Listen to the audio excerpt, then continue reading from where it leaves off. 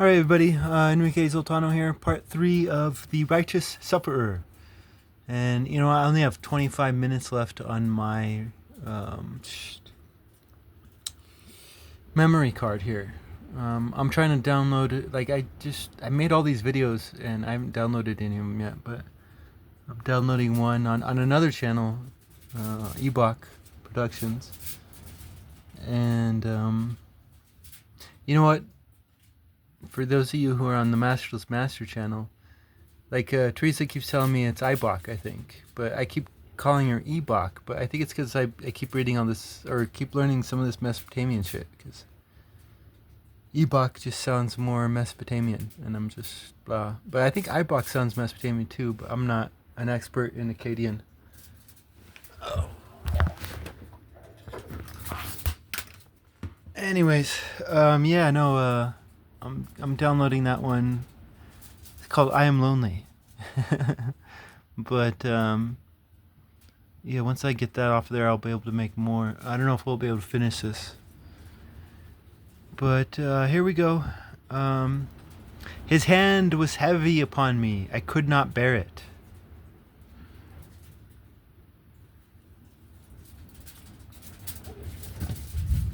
And again, you're now seeing a lot of dots.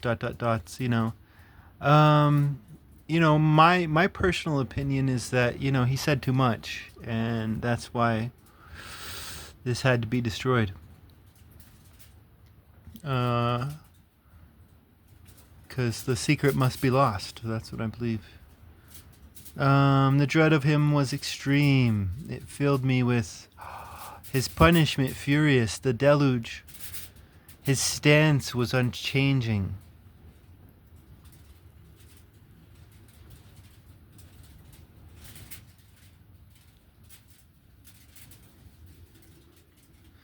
See, so far I don't even know why this is called the Righteous Sufferer.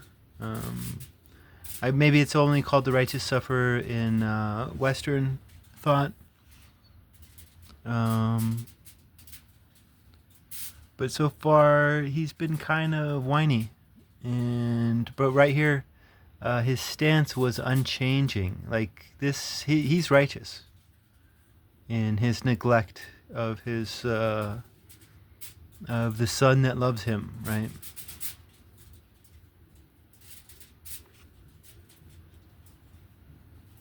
Harsh, severe illness without my person. I lost sight of alertness, let my mind stray. I was groaning day and night alike, dreaming and waking. I was equally wretched. There was an extraordinary young man of physique surpassing, magnificent of limb, wrapped in a cloak. Because I was conscious of him only half awake, my body seemed towering, or his body seemed towering.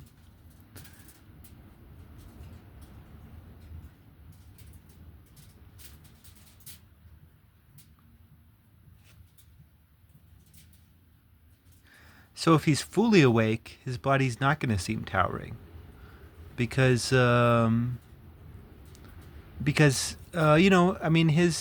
think his new god, the new gods that he believes in, are more relatable. They don't have these airs upon them.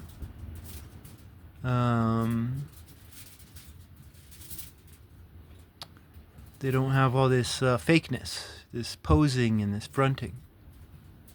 Because if he's fully awake, then his God is not going to seem towering. I mean, how impious of a sentence is that? Pretty impious. But not really, because it's all about intimacy. And his God wants intimacy with him. That's why some of this text is probably destroyed. Because we don't deserve any of this. And he's probably giving too much away.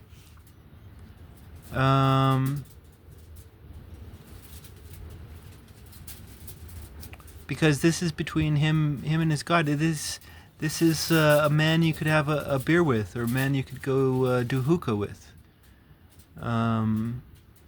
This is a loving God, intimate God, not a God of importance and seriousness.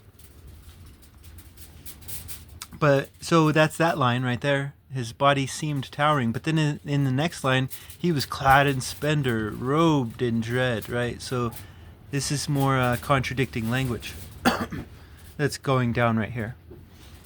Riddling, he's riddling us. Because this is that these two lines are contradictory with one another. I think I could be wrong. I don't know. What do you think?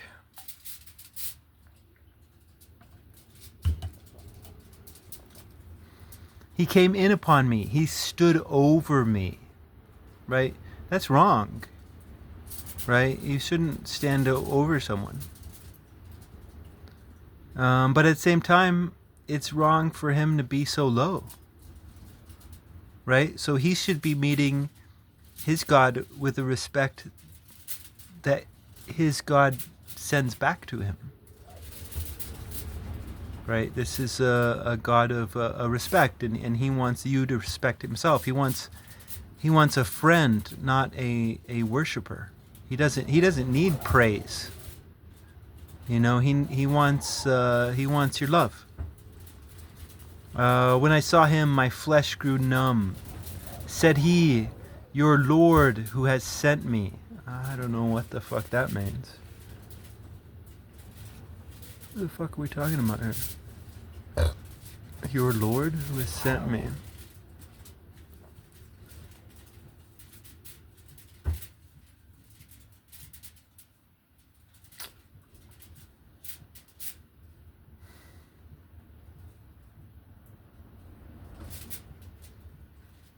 Said he, "Your Lord who has sent me to say blank blank, that most wretched man, let him expect his recovery." So I guess this is a messenger. So he's not even speaking to the gods. He's speaking to the messenger of the gods. I guess. I don't know. When I was fully awake, I kept saying to those in attendance upon me, "Who was that man whom the king sent?" What the fuck is going on here?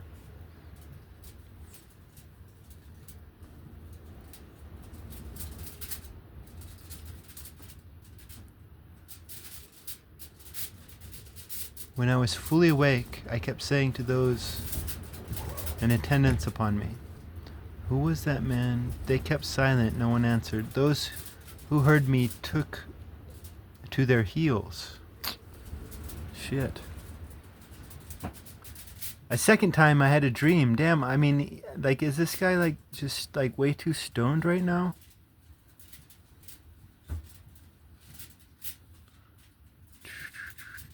Okay, so that was the first dream.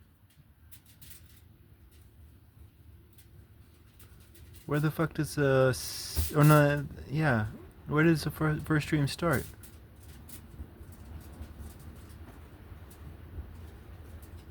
I guess with this extraordinary young man.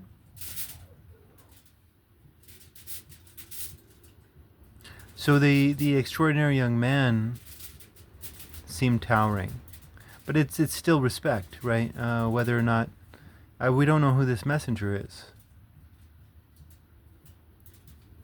But it's still, he should have, he's disrespecting himself right now. That's what he did throughout the whole first book, or the second book. He's just whining. And he should have respect for me. Because there's this beautiful impiety here, because the gods are respecting this man even though he's disrespecting the gods.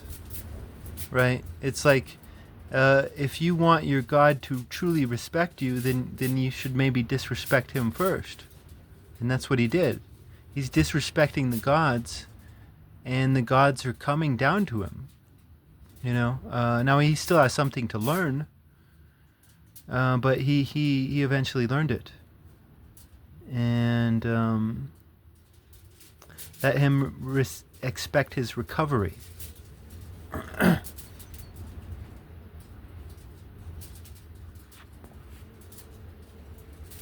I have no idea what's going on with them taking to their heels, because this is when he was happy, when I was fully awake. I'm guessing when I was fully awake, but he wasn't fully awake, right? He just felt fully awake. I kept saying in those two attendants upon me, "Who was that man whom the king sent me?" I don't know. I guess this is a dream, so this is supposed to be like this. Although this second time I had a dream, I don't know when the first dream starts. Maybe it's one of these ... things.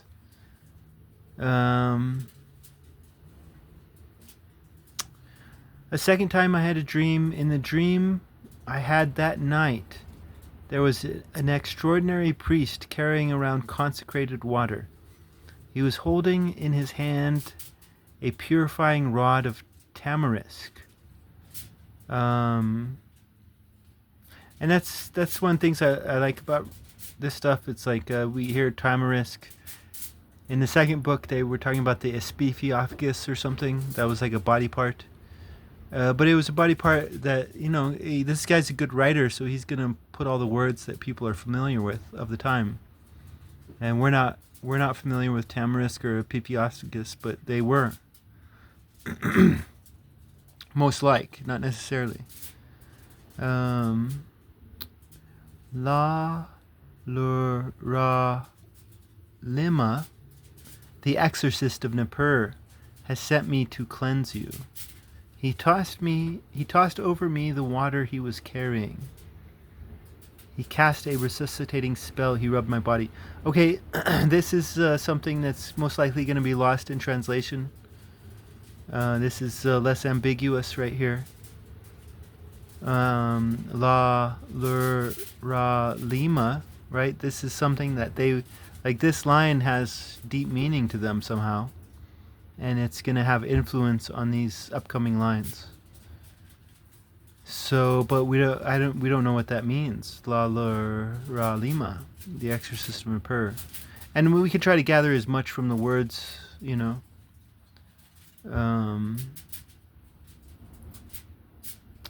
there's going to be a lot lost in translation. A third time I had a dream. In the dream I had that night, there was an extraordinary young woman, fair of face. While still at a distance, she was very like to a deity.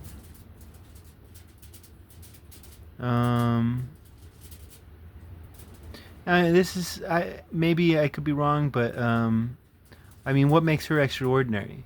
Seriously. This guy could be just being a dirty old man right now, because right after calling her an extraordinary young woman, he's like, damn, she's hot. Still at a distance, she seemed like a deity, right? So he's having a wet dream right now, right?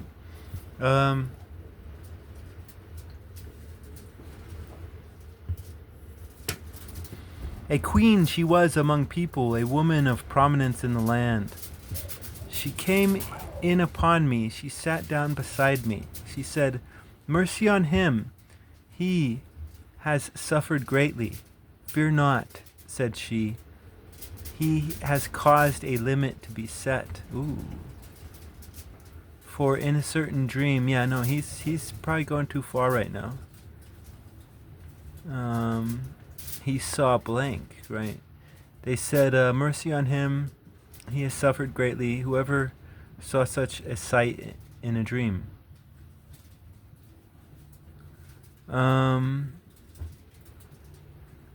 So what do we? Because like before, he was talking about the goddesses being desolate and running away. But the true goddesses are nurturing. And so, I don't know, like, I don't want to keep reading too much into this. For in a certain dream he saw blank. They said, "Mercy on him, he has suffered greatly."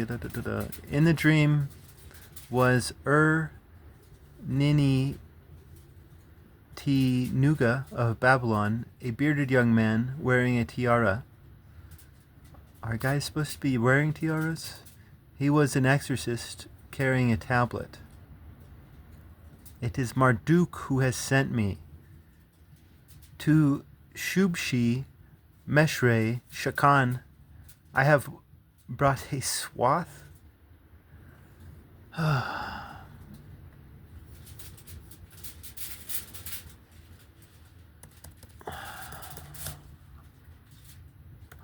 Probably won't be anything. British spelling of swath. Let's see, the pace, the path of space covered by a skies. A mowing machine, a row of cutting grass, a long broad strip belt. Space that has been destroyed.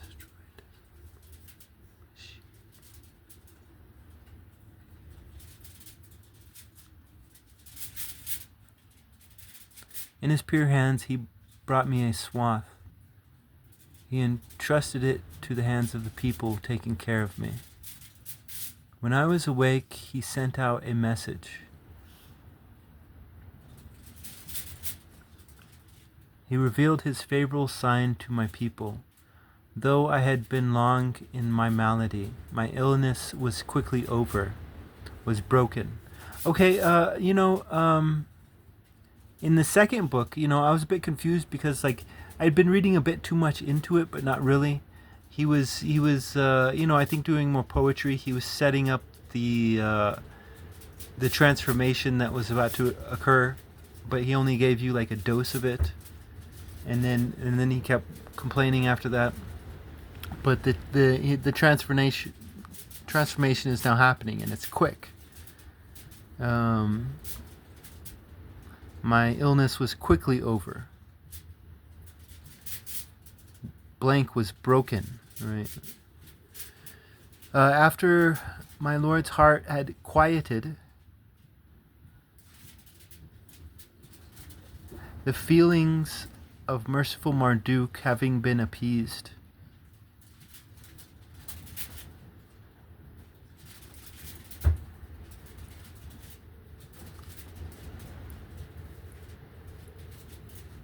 he having accepted my entreaties, he took blank.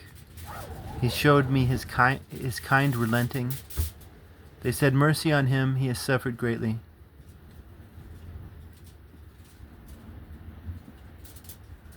I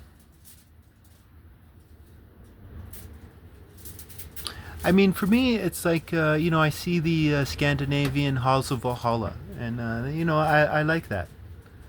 Because in the Halls of Valhalla, you are victorious as long as you are brave. You don't have to win your battles here on Earth. You're victorious as long as you're loving. Now, particularly maybe for the Halls of Valhalla, there's bravery, but you could expand that and say loving and wise. And there's this respect and admiration that the gods want to have for us. And through all of his sufferings, it's like it again goes back to those lines where you're powerful, you're full of yourself when you're full, and you're starving when you're empty, and you're what was that other line?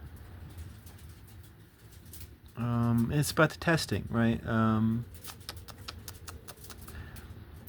But he's been tested, and he maintains his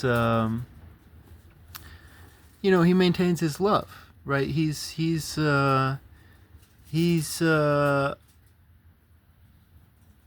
him the ways of God were confusing. So to him, God looked like an idiot, right?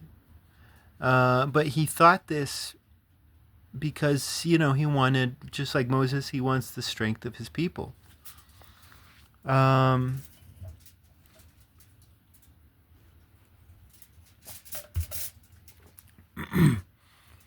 so that's kind of how I'm reading this right now.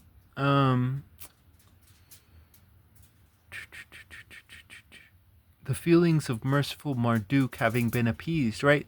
Like, we love watching stories, we do, but in these stories the people are suffering.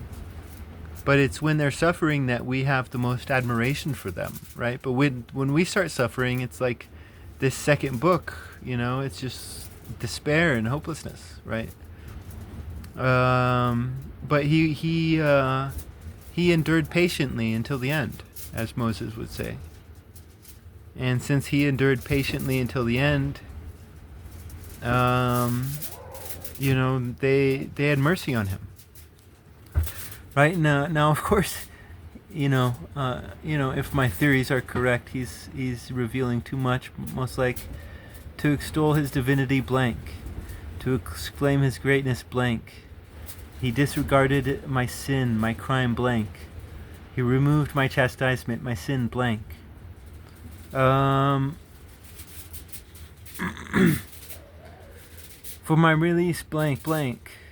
He made the wind bear away my dereliction.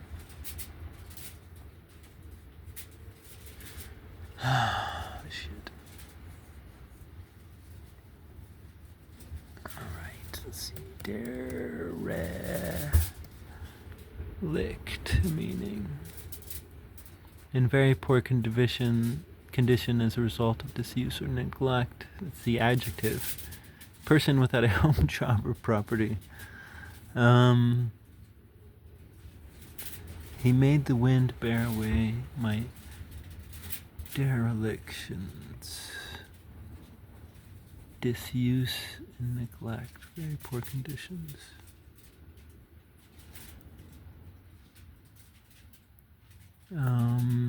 Disuse and neglect, right? I mean, this is the man that wants to hug other people.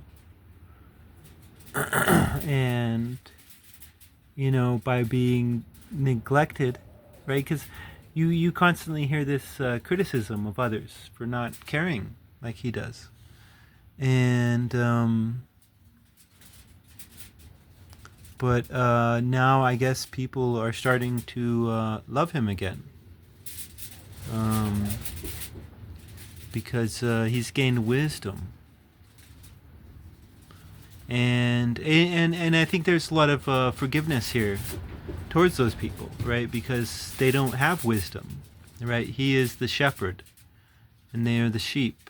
And even though he hugged all these sheep, they didn't hug him back. He sees that, hey, he had to struggle through a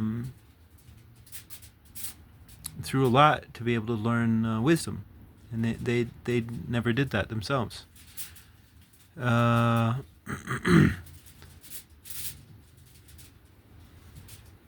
curse, the anathema upon me. So he's now that he's gained wisdom, things are looking up for him, right? He brought upon me his magic spell of health and well-being. See, now of course he's back in the more ambiguous. So there's 5 lines here. A gap of 5 lines. It's like, man. He drove away the evil vapor to the ends of the earth. He bore off the migraine to the breast of hell. He sent down the malignant specter to its hidden depth. The relentless ghost he returned to its dwelling. He overthrew the she-demon, sending her off to a mountain. So that was the she-demon who came down. He made the ague face the wave of the sea. He pulled up the roots of debility like a plant. Uneasy sleep, excessive drowsiness, he dissipated like smoke filling the sky. Woe, alas, spare us, be gone. He lifted off like a haze, blank the earth. So now he's gained wisdom, and so things are looking up, right? But I'm almost out of memory here, so I gotta stop this one.